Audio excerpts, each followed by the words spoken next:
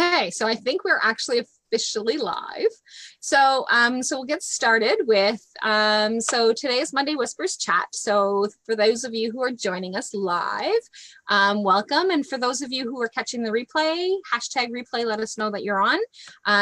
We would love to be able to continue the discussion, even if you weren't able to make it with us live. So Bridging the Gap Wellness is all about being able to create balance and through using holistic approaches. And so each week during Monday Whispers Chat, we feature an amazing and inspiring woman. And so this week we're actually meeting with Jenn. So Jennifer, and I'm not gonna be able to pronounce your name right. So Jennifer Espinosa-Goswami. That's right. Oh, yay! I thought for sure I was going to butcher that. And she's actually going to share about your personal marathon. So that's what her topic is. And so, you'll meet Jenn, a self-proclaimed former fat girl who lost 100 pounds and is now teaching women to find their own personal path to body bliss as a health coach and motivational speaker. A mom of 2 daughters, she loves reading, writing, and connecting with powerhouse women. And Jenn will share your personal marathon. On every path, there will be roadblocks. Jenn will use her personal examples of training for her half marathon and to help you create your own path to personal achievement, one step at a time. So can you tell me a little bit more about yourself, Jenn? Yeah, hi, and welcome for everyone who's joining us for this conversation tonight. Feel free to engage because I love to respond to comments and things of that nature. That's what we're here for. We're here to have a conversation. So again, my name is Jenn, and because my last name is so difficult, I don't really make anyone try to pronounce it. But in a nutshell, I'm a person who believes that transformation is something that all of us are capable of. And I call myself a former fat girl, not because I feel that it's good to call anyone fat, much less yourself, but because I feel that when I lost the 100 pounds, I lost so much more than the physical weight. And that's what we're gonna be talking about a lot tonight is weight is not just a physical thing, it's also an emotional and mental thing. So Rollie said that she's into holistic means. I am also into holistic means. So everything that we're going to talk about are things that you have available to you right now. Maybe you didn't realize they were available to you or that potential was there. Everything that you can use to transform your own life is here with you. Everything you need right in your own personal space, even if you don't recognize it. So we're going to talk a little bit more about that. We're also going to talk a little bit more about, now Rollie had mentioned that I've done a half marathon, which is 13.1 miles. And I have no desire to run another marathon, and people ask me that all the time. But the reason I did that, and we'll talk a little bit more about that later on, but the reason why I chose to do the half marathon is not so that other people can follow my example and also do crazy things like that, because I do think it's kind of crazy to do that, but because we all have challenges in our life, and most of those challenges involve a marathon type sport. And when I say that, I mean, it's not going to be a quick fix. It's not going to be a sprint to get there. There's going to be a long and sometimes winding and sometimes painful path to get there. So we're going to talk about how to make that an easier process and a more enjoyable one. Believe it or not, it can be enjoyable. We're going to talk all about that. Awesome. And so one of the things that I always try and do is try and avoid that feedback that ends up happening when you actually open up Facebook Live with that delay. And so I had muted Jenn, and I thought everything was all good, but then apparently the volume kicked back in, so I apologize. So, but like I said, I don't let the tech gremlins stress me anymore. So if it's going to be techie, then it's going to be techie. It's all good. So tell me a little bit more about how this came to be. So like where did, so I know that you talked about the part of the journey about where it is that you have come from as to where it is and why you're doing what it is that you're doing, but like kind of where did things stem from? Like what led you to make these changes all of a sudden? I guess it's not all of a sudden, but you know what I mean. Yeah, well, it feels that way, right? And there's a lot of information out there and a lot of people who have very powerful personal stories who say that they had to hit rock bottom in their personal lives before they made a transformation happen, or they decided to change things in their life. And that's not me. I was a very happy person. And by the way, when I lost the weight about 18 years ago, so I've been maintaining that weight loss for 18 years. So I'm not, someone who just did it last year before, whatever. It's been a long time, almost 2 decades since I lost that weight. And I wasn't one of those kids who was like super unhappy with myself. I wasn't depressed. I thought I was a beautiful, amazing person. I was very intelligent. I was good in school. I had lots of friends. So it's not that I was a person who was miserable with myself or was critical about what I looked like. I had plenty of other people being critical of me. I certainly didn't need to put that on myself as well. But so the reason I decided to change my life, and it was one of those things that kind of you follow the breadcrumbs, right, along the path. Like there were things that happened to me that probably should have been the red flag that made me decide to lose that weight. I had a pediatrician who was telling me to lose the weight. I had a medical emergency when I was 17 years old that could have killed me, and almost did actually. So I had things along the way that were the breadcrumbs, but they were not the moment that changed my life. Instead, what made me interested in making some significant changes to how I was eating and how I was moving was my grandmother, who was a big role model to me. She was my dad's mom, very cute old lady. She was just a dynamo of a woman. She's very short and petite, very set in her ways, very strongly Roman Catholic, and nobody could say no to this woman. She's beautiful. She was there for every family function. She was with us every Christmas. So she was a big role model to me. I spent a lot of time with her. She was kind of the matriarch of our family. And the year she passed away was the year I graduated college. It was 1 month before my graduation. And she was 88 years old that year. She had been dealing with heart disease for a long time. I'm a Hispanic woman, so heart disease is something, unfortunately, that runs a lot of my family, especially on my father's side. And unfortunately, she lost that battle that year. And I took a really good look at my life and I said, okay, I'm a happy person. I've got everything going for me. I'm just about to graduate college, but every year I keep gaining more weight. I mean, it was not stopping. It was an avalanche effect. It kept happening for me. And I said, if I don't do something right now, I am not going to live to be as old as my grandmother was. I am not going to be that role model for someone someday, because I may not even be here on earth anymore.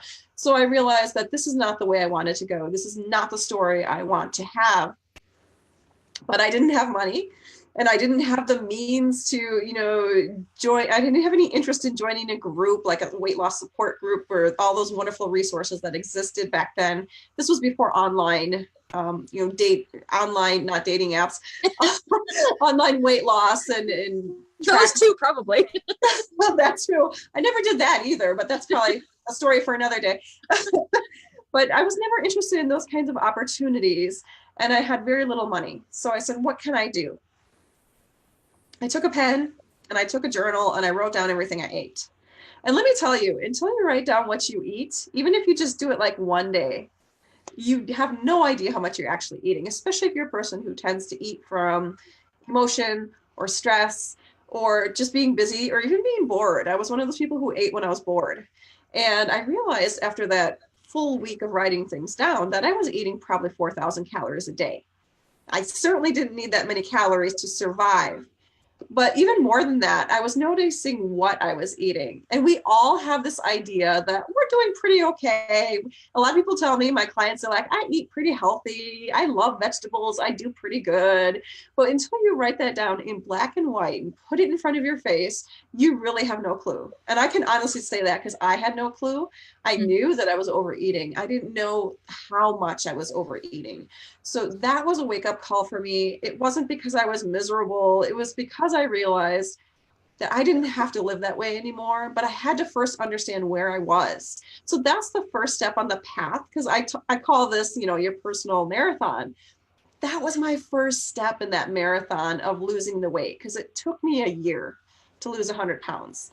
And that's, I don't know if that's typical or average or whatever. It was a good route, a speed to lose weight in a healthy way that's sustainable, because I've been able to sustain it. But that was my first step. And it was a really important step, and one that I take clients through as well. So, and that's like just really interesting. Like I love how you were able to point that out, right? So I know I eat pretty healthy, or I do all these things. And I had a client that I was actually dealing with, and I don't deal with the weight stuff, but that was one of the things, is that they needed to be able to do some tracking, some changes. It was affecting their mood, because right? So, and one of the things is that, well, the doctors keep telling me I need to lose weight, and so need, like I go and see this specialist, I go see that specialist, and they're all telling me that I have to lose weight. And so it's like, again, that's not my specialty in terms of that, but it was like from the mindset part of it, and that whole emotional piece, because that really carried a huge toll on them, on this particular person. So it was like, okay, so write down everything. And writing down everything means those couple of pretzels. Like when I go over to my mom's, it's that automatic habit. Mom's got a bowl of pretzels that are sitting there, and my dad thinks that it's kind of cool that as soon as I walk in the door that I'm actually grabbing a handful of pretzels. It's like, I don't need them. I don't want them, but like, and eating that handful of pretzels. And when you eat 2 or 3 little handfuls of pretzels, so I'm thinking probably 5, 10, but if I'm going over there every single day eating 5, 10 little pretzels, well, then those add up. And if I go there more often throughout the day, because they don't live very far from me, is like, then that means it's that many more calories that I'm eating, that unless I'm actually physically writing them down, I'm not thinking of those few pretzels. Right? So those few pretzels really don't matter. Or while you're cooking dinner and you're taking a couple of bitefuls to see how it's cooking, right? So tasting it, making sure that the spices are right, or that it's all good, or do I need to add a few more spices? Well, those couple of bites during the day, or during the meal prep, includes that. Right? So I don't eat cheese, so I'm lucky that way. But like, so if somebody's like, I've seen different family members and stuff that were doing meal prep and they're cutting cheese, well, then they're eating a piece or 2 of cheese. And then when they sit down at dinner, well, then they're having their normal serving and saying, well, no, look at all the things. But it's that really keeping track of all of those things, right? All of those little pieces that, so I like how you said that, right? So I realized that I was eating 4,000 calories. And that was one of the things that with this particular client, because this particular client kept saying, I keep telling the doctor that I barely eat anything through the day. And when they actually wrote down everything that went into their mouth, like, so not just they're sitting down and eating their meals, everything that went into their mouth throughout the day, it was like, oh, okay, so I'm having 2 or 3 Halls, or I'm having a candy or 2, or I'm having all of those things add up in terms of what it is that's going into your body, right? So just, I love that. I love the fact that that's how you actually got started. And even more than that, so you mentioned we're not aware of it, and that's true of everyone, even people who make a living on being a certain body size. So a bodybuilder has to be a certain weight for competition and things like that. So even professionals who that's their main bread and butter in life underestimate what they tend to eat. So unless they're very specific and precise around what they're doing, and that's their livelihood, but most of us don't make a livelihood from what size we are, or how heavy we are, or anything like that. So why would we pay attention, right? And most of us have rituals around how we eat. And that's the biggest part of what I deal with, is because I had some really funky and weird rituals. And it wasn't until I wrote things down that I'm like, oh my gosh, I didn't know I was doing that. And when I talk to people, they'll come across those rituals for themselves too, because everyone's rituals are a little bit different. But until you create that awareness around what you're actually doing right now, you will never be able to change anything, or you'll always keep yourself in the dark in terms of, well, what's going wrong? I'm doing everything right. Well, are you really paying attention to what your rituals are, what your habits are, what your patterns are? And for the most part, we don't, because life is busy. We got a lot going on. Well, and I don't know what it's like with, for your ethnic background, but for ours, so we're French Canadian, and that's one of the things, is that you get fed everything. So you go over to somebody's house, they're making sure that you're being fed. You go to a funeral, there's tons and tons of food. You're going to celebrate a baptism, or you're going to celebrate a wedding or an engagement, or just gathering together. There's food. It's always about food.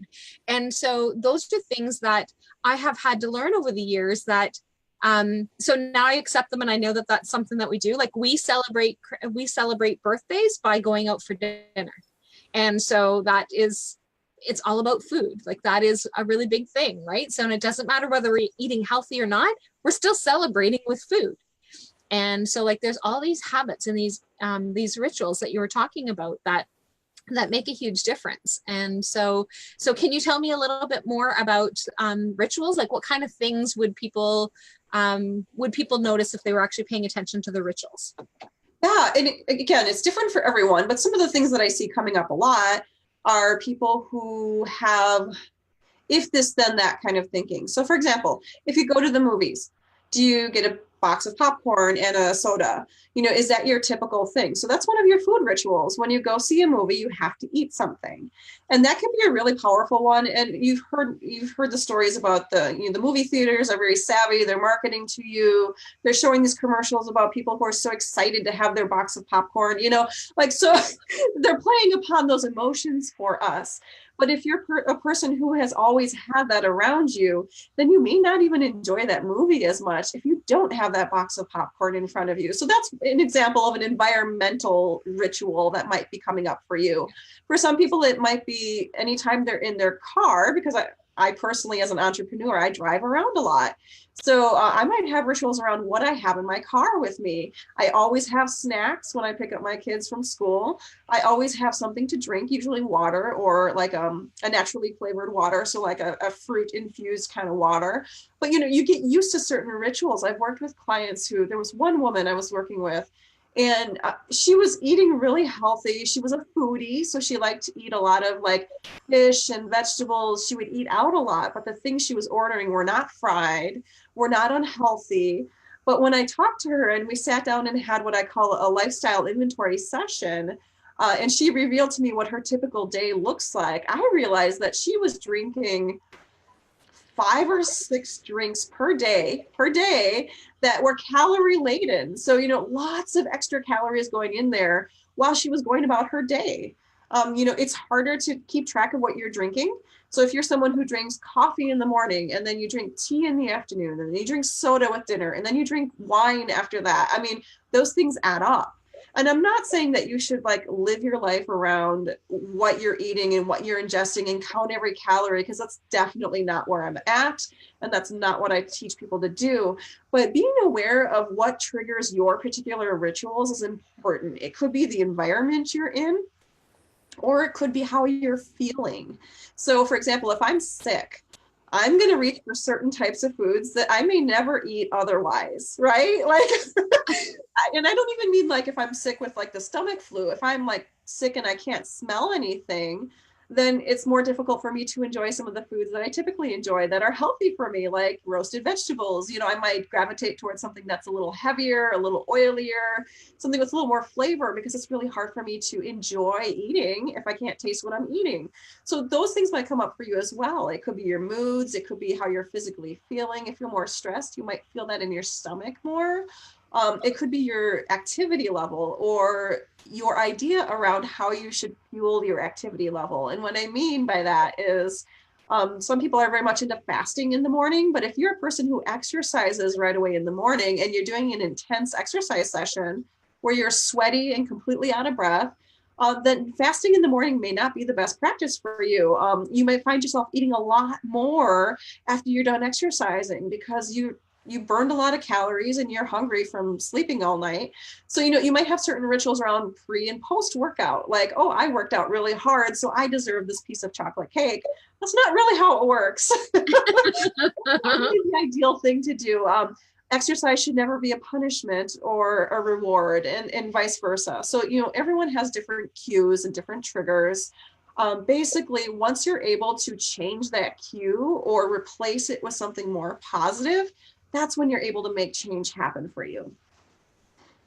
And it makes all that difference, right? So like, that's one of the things that you said, like even when you're sick, right? So, so one of the things is that I try and stay away from from bread kind of carbs. And so, and just because I don't digest it well. So, and I know that, and it's not that I have gluten intolerance or anything, but I don't digest it well. It stays really heavy, like that kind of thing. So I just try and stay away from it. And not because I can't have it or anything, but when I'm sick, I have the chicken noodle soup, but then I have half a sleeve of crackers with it. Right. And not just a half a sleeve of crackers, but they're buttered half a sleeve of crackers.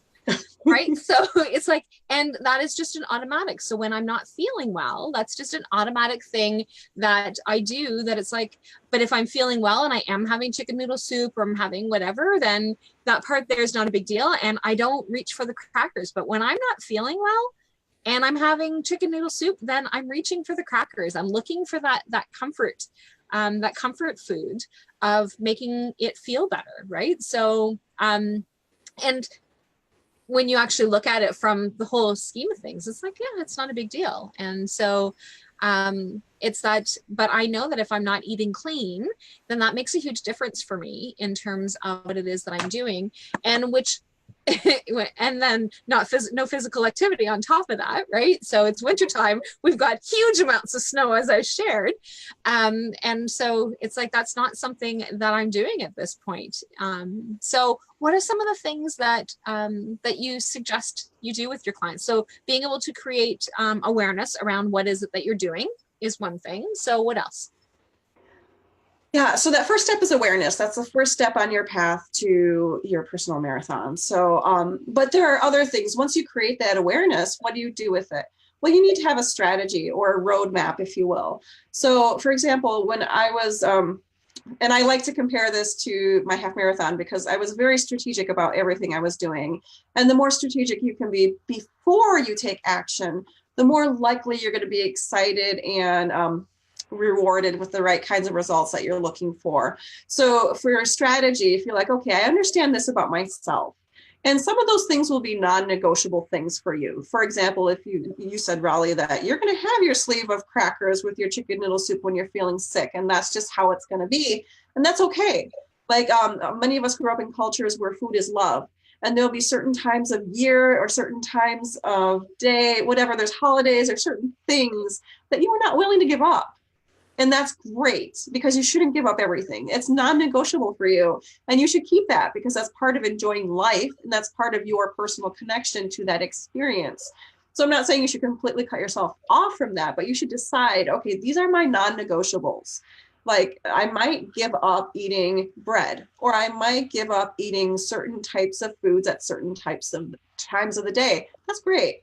You can set those boundaries around that, but then also decide for yourself, well, I'm going to keep this because while it may not be the best thing for me, it makes me feel good and it lights me up. So understanding for you, it's not just a food is fuel kind of situation. It's a food fills many different needs for me. And here are the needs that I need filled in this way. And here are the things that I'm going to replace. And here's the roadmap and the guidelines of this path I'm going to take. And that path looks different for everyone, and it will change throughout the years. So I mentioned that it took me a year to lose weight. The first month I actually lost 20 pounds. But what I did in that first month was way different from what I was doing in month 11, because it's a process, right? I had to understand, okay, every month, every quarter, so every 3 months, every 6 months, I had to reevaluate my new normal. And you'll notice this too when you're training for something. Whenever you train for something, it's progressive. So you have to understand that who you are at, month 1 or mile 1 is way different from who you're going to be at, month 3 or mile 3. So you have to understand that you have to build in that time, not just to celebrate your progress, but to review what's working for you versus what's not working for you. And throughout the course of time, so it's been a long time, but when I first lost the weight, I took on a Weight Watchers inspired kind of plan, which was focusing on high fiber, low fat, somewhat lower calorie. So they have a point system around how they determine the quality of food. And it's changed throughout the years. So this was from 20 years ago. I said, okay, I can do something similar to that So I'm going to take my own unique spin on that. And that's one thing I highly encourage people to do, especially if you're watching tonight. If you're listening to this replay, always take your own personal spin on something. You can keep what's good for you. You can throw out what's not good for you, but it has to be personal to you, because that's where the transformation happens. So, I took some guidelines there. I'm like, these are my guidelines. And then I shifted and reviewed. If I plateaued, I'm like, something's not working for me. I have to review this and see what's been going on. Did something change in my life? Did a roadblock come up? And those will come up. Maybe your personal life is like falling apart for one reason or another. Clearly, your biggest priority at that point is not going to be, I need to lose 5 more pounds, so you have to be able to flex and adapt to your situation, no matter where that is. And sometimes the roadblocks will be physical. Like maybe you'll be injured, maybe you'll have a child, maybe some things will come up, you lose a loved one. These are all events in your life that you have to be willing to work with and understand that, okay, I'm going to adjust my guidelines because this is what I need right now, and I'm not going to focus as much on this. So not taking the focus away entirely, but understanding that you are a human being and you have other needs in your life other than focusing on just physical needs. So being willing to flex your approach according to what you need at the time you need it. And that makes a lot of sense, right? So it's that flexibility. And like you said, when you plateau, then it's what is it in my life that's actually changing. And from what I understand from other health experts and stuff is that, and same thing as when you're actually doing training. So not just for weight loss or anything, but when you actually plateau, it's because do you need to increase your endurance, or do you need to change the calorie intake that you're taking in, or that kind of thing, right? So like even something as simple as water intake. So the more that you weigh, apparently, and I don't know the truth behind it, maybe you know more of that scientific part, but from what I understand and what from people say is that the more that you weigh, the more water that you need to take in to be able to help with being able to do that. But I know that for me is that if I do not drink enough water, so like I typically drink a minimum of 2 liters of water, and depending on what it is that I'm doing, then it will increase or decrease. But if I get really busy or if I'm traveling a lot, because when I'm traveling, I don't drink as much, only because I don't want to have to stop every 2 minutes like I do when I'm at home. But if I'm drinking that, if I'm taking in that much water, and if I, for whatever reason, that life has just taken me away from drinking, is that I swell up like a balloon and I will gain 5 pounds easily just from not drinking enough water. And it's just my body retaining that fluid. And that may not be the case for everybody, but I know for me, that's definitely a symptom. So my rings get really tight, and my girth gets really tight, and my feet are swollen, and it just really, really makes a huge difference. My face gets puffy. So for those of you who actually watch me on live, when you see my face going, woo, most of the time it has to do with my water intake. But it's just, so what are your recommendations for that, or how true is that? So water is a really fun one to bring up, because pretty much anyone I've ever worked with does not drink enough water, ever. Like I've never run across someone who's like, yeah, I actually drink too much water. That's never been the case. It's really funny how we forget to do the basic things in life, right? Like we forget to breathe. We forget to drink water. I mean, these are basic things we need to survive. And I'm like, what kind of world is this where we forget to breathe and drink water? That's crazy when you think about it. But so when it comes to water, and I'm a big fan of following your own body wisdom and following your own intuition, and not necessarily focusing on numbers in terms of measuring what you're doing. So here's what I mean by that, especially when it comes to water. Yeah, you could like get one of those big jugs of water and be like, I'm gonna not stop till I get to the line of this water jug. And that's one way to approach it. But to me, that doesn't have any joy. And to me, that's not really listening to your body. It's listening to what that water jug is telling you. And I'm not a big fan of doing what people tell me to do, even if it's just a water jug. So I like to take a more body-centric approach. And here's the thing, you're drinking enough water when you go to the bathroom and whatever's in there is more like lemonade than apple juice. So it's all the color. And so if it's really dark, then you probably are not drinking enough water. So, it's great to say, yeah, I drink at least 8 cups of water a day. But if it's a little dark when you're done using the restroom, then you're probably really not drinking enough water for what you personally need. And that's a really good thing to understand about yourself. So we talked about creating that awareness, and that first step of creating awareness. We can do that for everything when it comes to what we drink, what we eat, how we exercise, what kind of exercise we gravitate towards. You have to start first with what makes the most sense for you. So for you, maybe you need more water than I do. It all depends. There's so many individual factors in there. So I don't like to say, oh, take your weight and multiply it by this and that. Yeah, there's some really great scientific ways to figure out the right number for you. But I say, no, pay attention to what your body's telling you. If you know you're swelling up and your rings are not fitting you, then you clearly need to make a change. And you have identified that that's water for you. If you're going to the bathroom and it's too dark, it looks like apple juice, then you're probably not drinking enough water. And anyone could probably benefit from replacing at least one drink a day right now with a glass of water, because that's what our body needs. Sometimes even when we feel hungry, we're thirsty and we don't even recognize that we're thirsty. So that's a good way to approach anything in life. In fact, when I first started my journey on this personal marathon, one of the biggest changes I made, and one of the biggest changes I implement with a lot of my clients, is I stopped drinking anything that wasn't water or milk at the time. And that helped me lose 20 pounds in that first month. So the power of water is real. But make sure you understand what you personally need in terms of water, because if your activity level is really high, you probably need a lot more water than someone who's a couch potato. So those are really easy ways you can tell in terms of what you personally need for water. So actually, I like the whole, I like that concept of the, like I said, for me, I know that it has to do with, but that's been a number of years, but that's the swelling of my fingers and stuff. So I know, like I said, I know that that's definitely, but because I typically drink a lot of water, I don't get that yellow, dark yellow, unless I'm like a couple of days not drinking, then I might have that apple juice sign. But for me, it's that swelling, because I can't function. Right. So for me, it's about not being able to function if I don't get enough water.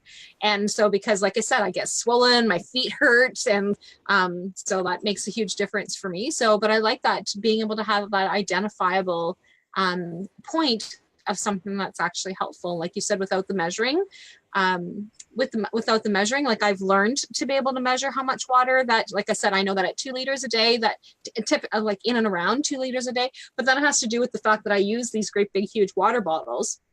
And only because it's more convenient than me having to keep going back to the water jug like every 2 minutes, because like if I'm using, because right now I've got my cup, and that's, if I fill 2 of these up, that's my water bottle. So like if I'm actually going places, then I know that I've got these 2 great big huge cups of water. And I can actually then at least drink some of it before having to like go back and getting another bottle. And because I always refill my water bottles, they're glass bottles, and I wash them and reuse them. So but like that makes a huge difference. So now we talked about some nutrition, we talked about hydration. So what are some of the other things that that has an impact on your marathon? Let me try that today with my first time. Yeah, well, one of my biggest complaints, if you will, or my biggest pet peeves with the diet and weight loss industry is this idea of working really hard for a short period of time. And that's missing is it's really good at establishing, here are the rules, here's the roadmap for what you need to do, but it doesn't give you a really good guidepost in terms of, and here's how you keep applying this over and over and over again. Because when you focus too much on guidelines, you're not paying attention to what really matters. And what really matters is your personal connection for why you're doing what you're doing. So anytime we set off on a path, we usually have a pretty good reason. It could be a wake-up call. It could be a trigger moment. It could be just the fact that you're like, I don't want to be this way anymore. You are the only one who can determine when that happens for you. But the more guidelines you set around what it looks like from that point, the less likely you're going to feel that personal emotional connection with it. So And this is the mindset piece of it. One of the biggest challenges I had in the beginning, well, in the beginning it was easy because I lost a lot of weight early on. So I'm like, yes, I could do this. What else can I do? And I found myself very curious. Okay, I did this and it worked. Yay me. What else can I do? So being curious as you keep going along that path, because not everything you try is going to work. And this is one of the mindset techniques I teach is putting yourself in your future self using present tense language. So this is a very commonly known kind of like affirmation you can use, where you could say, I am happy, healthy, and whole.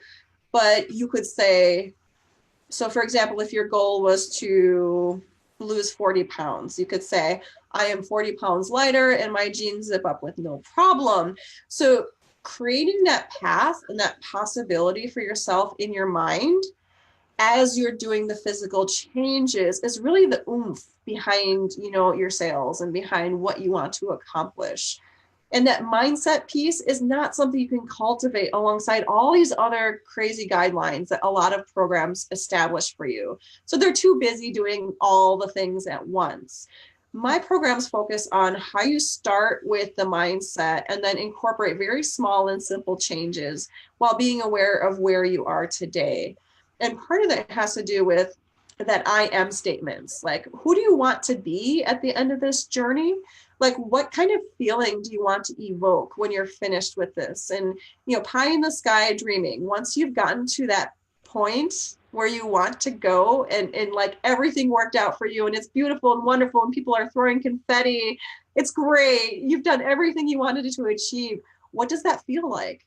What does that look like? How do you feel about yourself? And how do you feel about what it took for you to get there? And then once you've established that core desire and that core feeling, that's how you really connect emotionally with all these crazy, impossibly hard physical changes you're going to be making along the way. It will take work, but it's easier when you pave that path with your mindset first. And I like that logic. That really makes a lot of sense. And like you said, it's that being able to have that mindset change and then finding one small thing to be able to make it so that it's sustainable, right? So being able to work it through, and like you said, so that makes a huge difference in terms of sustainability. And so when I've worked with clients about habits, so like quitting smoking or dealing with addictions, so it's that same thought process of what do you want it to look like? What is it that you want to be able to do? And so unless there's a physical reason for you to actually have to completely abstain, what kinds of changes can you make so that it's actually sustainable?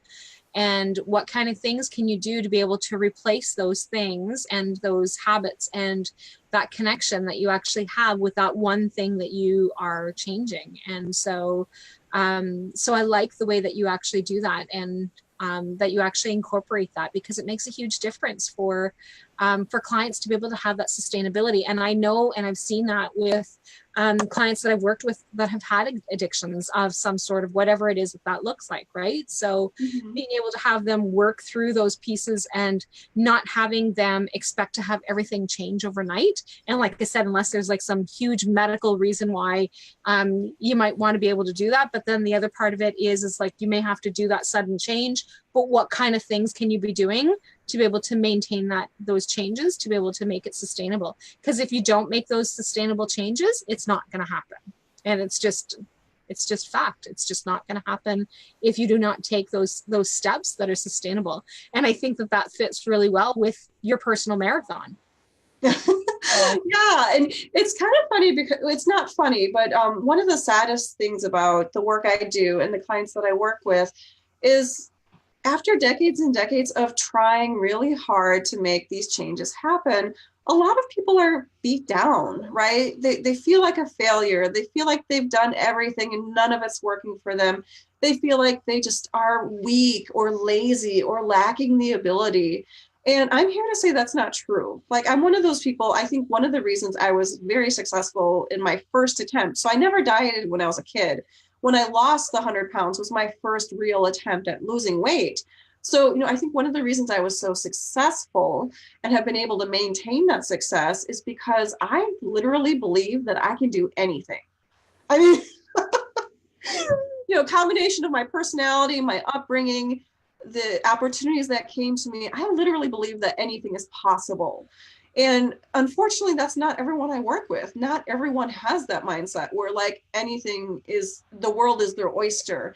Sometimes you've come across circumstances in life that bring you down, and examples in history, and it takes a lot to get past those things.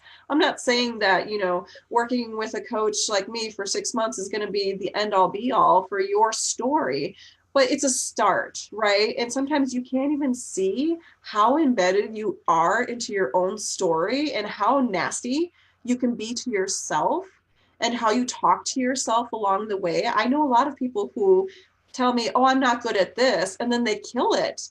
And I'm like, oh my gosh, you did so great. And they're like, oh, did I do okay? And, it's really hard to pump ourselves up, especially if we don't have that upbringing, we don't have that history. And that's the benefit of finding a coach is I'm not here to tell anyone what to do. I'm here to make people feel amazing and that they have untapped and unlimited potential within themselves. And I'm just the facilitator to make that happen. And it's beautiful work to do, but we have a long journey to go, right? It's not easy.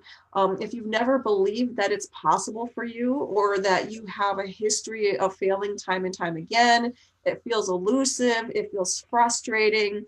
You could be in pain. You could be at the point where you're taking medications that you don't want to be on. It could be getting very expensive for you. There's a lot of frustrations and roadblocks there.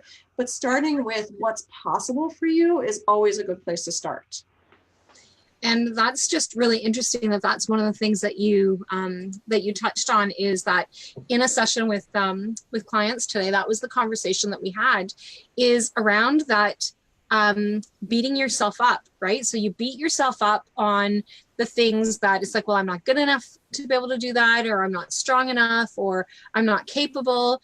And yet, if you're having a conversation with someone else, the things that you tell yourself is so much different than the things that you're going to tell the other person who's in the group, the other person who's sitting beside you, that you're going to tell your friend, or that you're going to tell your mom or your sister. Like, it is so much different when you're having this conversation with someone else, because you've got that encouraging, it's like, yeah, you can do it. Woohoo. Yes, you definitely can.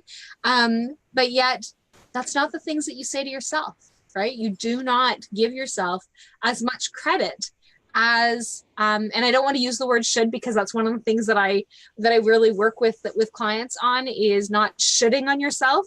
So like, I don't want to use that word should, but it's that whole shift in being able to have a different way of looking at yourself. So I do a lot of mirror work with clients because of that ability of being able to, because when you're actually physically looking at yourself, it's like looking at a friend in the mirror. You're not going to say the same things to that face than you would be saying if you were not looking at that face. And it makes a huge difference that way. So yeah, definitely. And that sounds beautiful. I love your mirror work. That's a wonderful technique.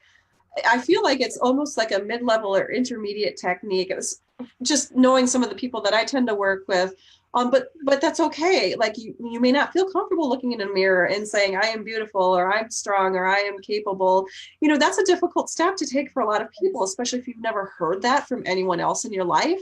Yep. That can be really uncomfortable and really weird and feel kind of hokey. So sometimes like a good first step or bridging the gap there would be to surround yourself with a visual representation. It could be a vision board. It could be a Post-it note, you are loved, or it could be socks. I actually found a company that has socks that gives me beautiful affirmations. So if I'm lifting weights and I'm feeling very weak, I look down at my socks and it says, I am strong. And I'm like, yes, I am. Sometimes, you don't have the power or the fortitude to be that for yourself.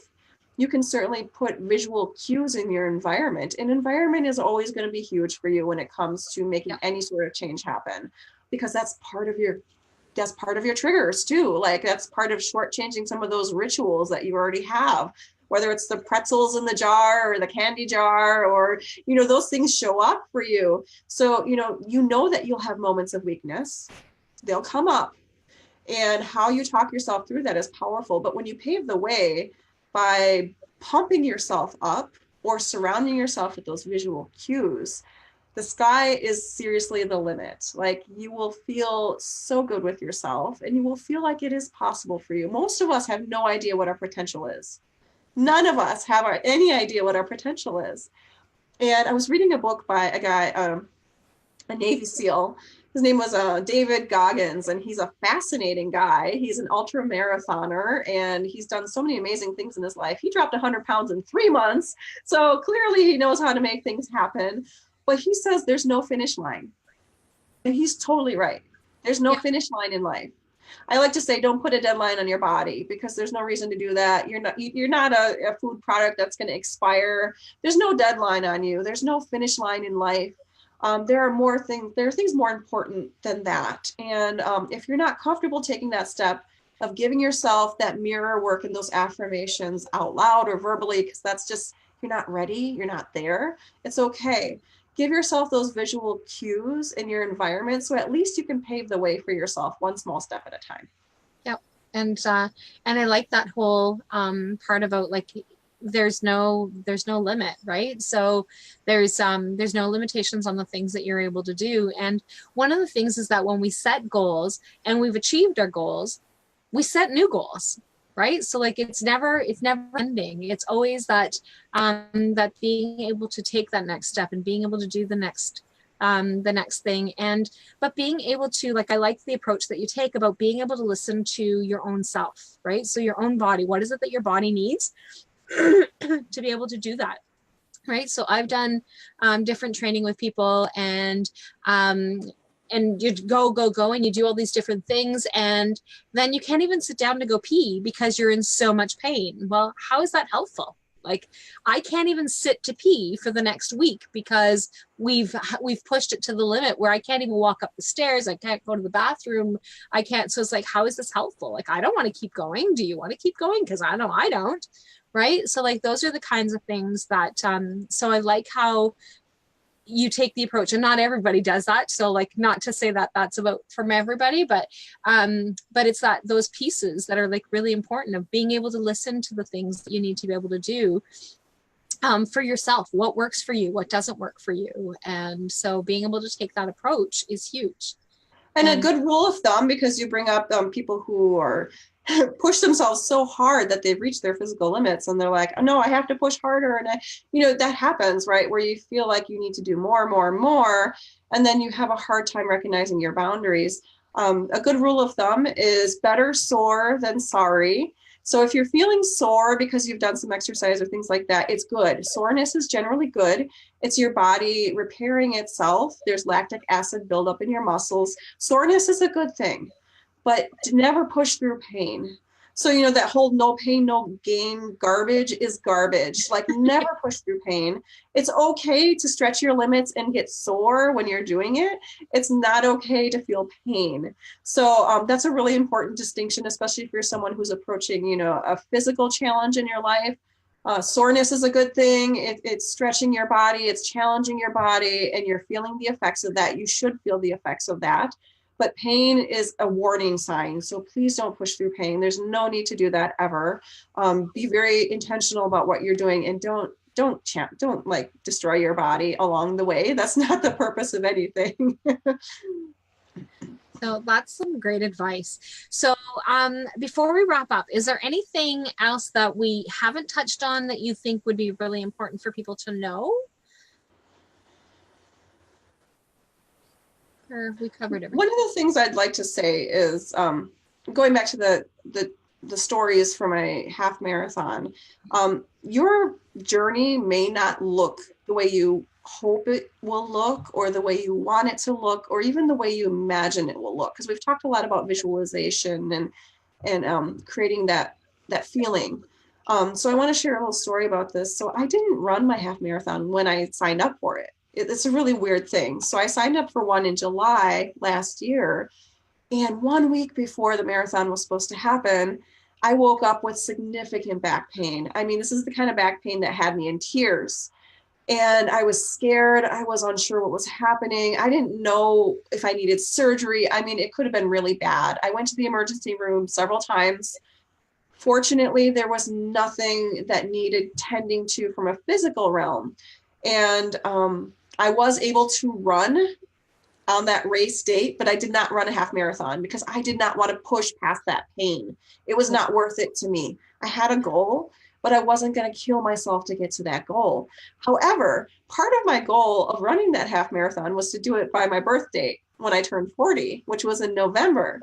So I'm like, I'm not ready to give up my goal. And this doesn't look like the way I wanted it to. I was kind of disappointed that I only ran a 5K when I was supposed to run 13 miles.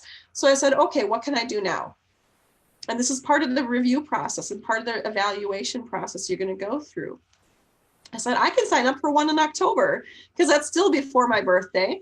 So I signed up for one in October, and that gave me 3 more months to train.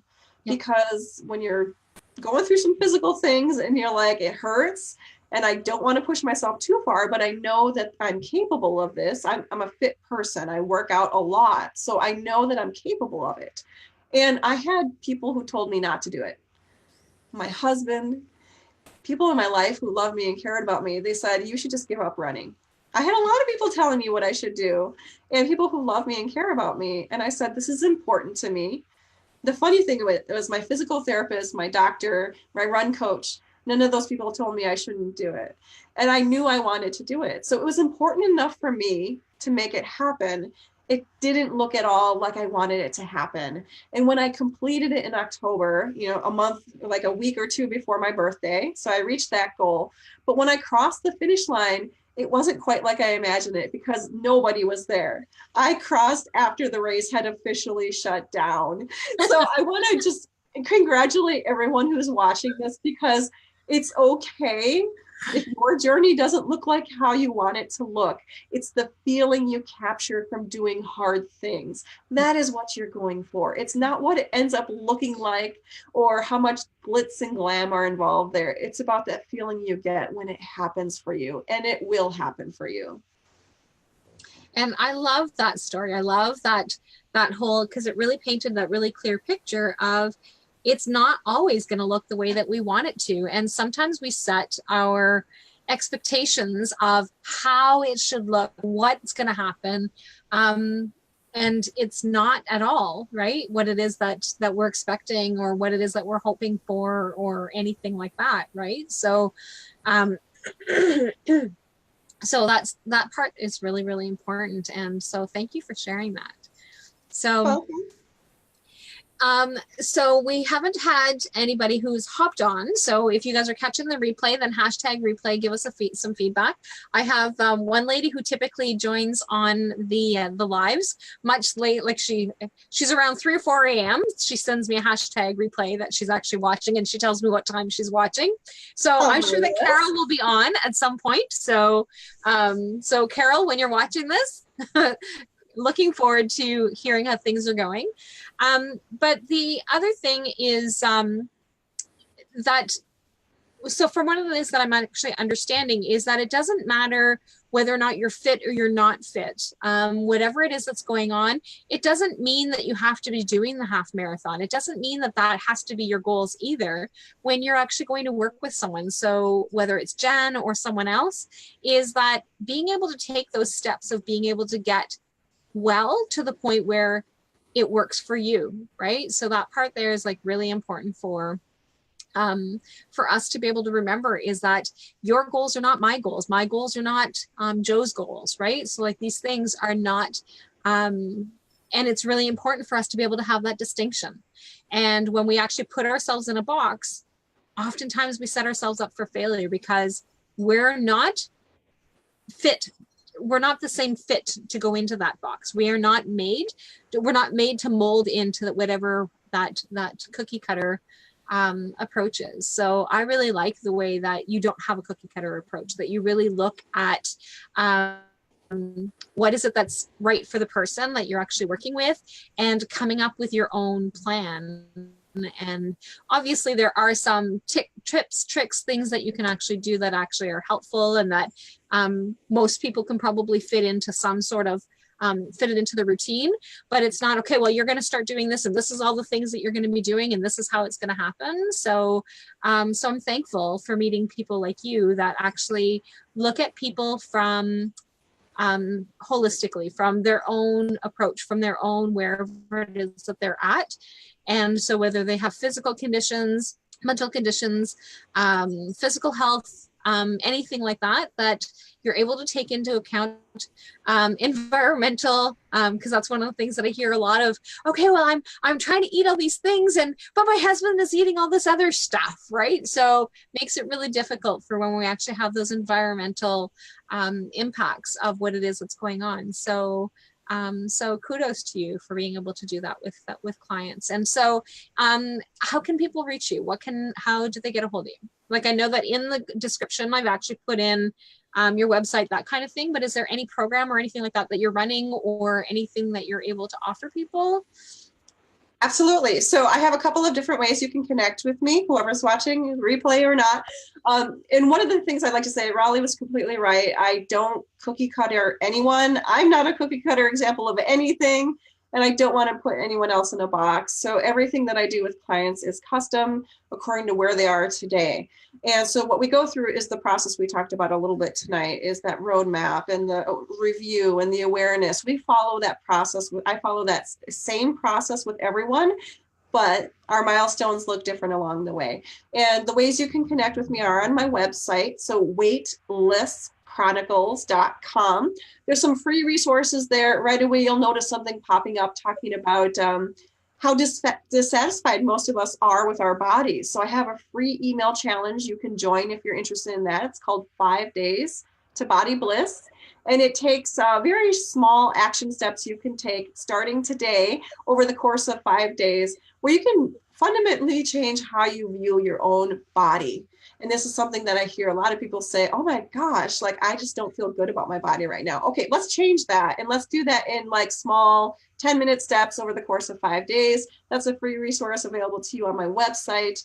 Otherwise, if you want to set up a complimentary phone call with me, like I said, I customize everything according to where you are today. I can't know how to customize unless I know who you are and connect with you personally. So I offer a free consultation.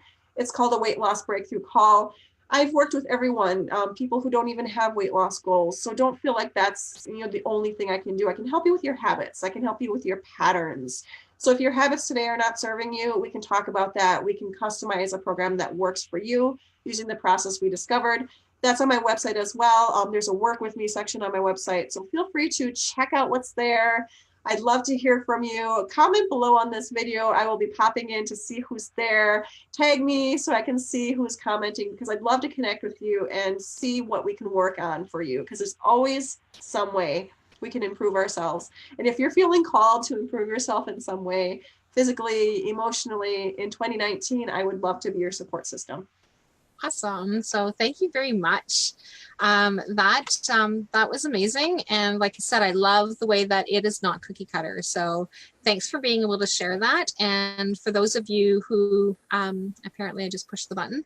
For those of you who, are wanting to get a hold of Jenn, then I did put her website, which is also in the comments above. So I did actually copy and paste her website down to the bottom. So if you are looking to reach her, then definitely do that. And maybe if you have the link handy, Jenn, maybe you can actually go into the in the chat, into the discussion, and actually put in the actual link for them to be able to book with you if they want to do that breakthrough call. So that, because I do know that some of the people who are on my Facebook really struggle with some of the technical parts of things. And okay. So if you actually have that full link, that might make things a little easier than them trying to go around on your website. So that might just be. I will be happy to pop that link on there. So stay tuned. As soon as we get off of this, I don't like to multitask that much. So as soon as we get off, I will make sure to pop that link below so you can connect directly with me and save you the trouble. Perfect. Thanks, guys. And we will talk to you guys next week. And thanks for joining us.